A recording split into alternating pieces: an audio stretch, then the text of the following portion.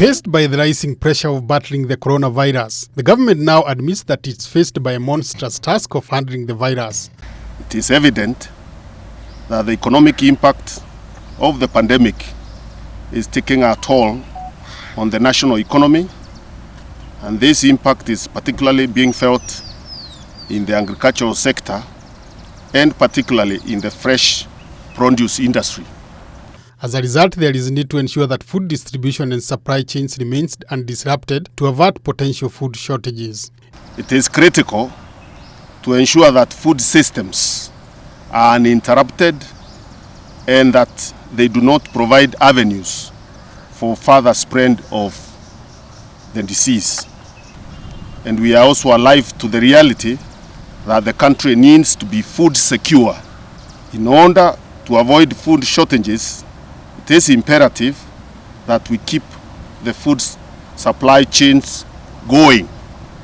In the efforts, the minister said that the national and county governments are working together to ensure that food supply remains unaffected. The agricultural sector continues its operations and that food is available, accessible, affordable and safe for all Kenyan households. Subsequently, Munya noted that food was classified as an essential service and its distribution, which takes place at night, should be guaranteed at all times. And a discussion with the Ministry of Interior, and we have agreed that those who do transportation of food will therefore be allowed to transport their farm produce any time of the day and night. The minister also said that the government was mapping out vulnerable families to ensure that they do not suffer from food shortages.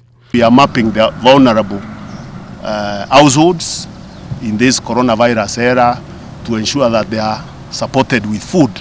And again, the system we are adopting is using technology to make sure that we have correct data on where those vulnerable families are and how many they are, and then government will be able to provide vouchers that will be utilized in buying the food. The coronavirus pandemic has sent shockwaves around world economies, with most of them putting measures to ensure that they caution their citizens against the effects of the disease. World over, 800,000 cases have been confirmed, out of which more than 7,000 people have died. In Kenya, nearly 60 cases have been confirmed, with another about 1,000 being monitored.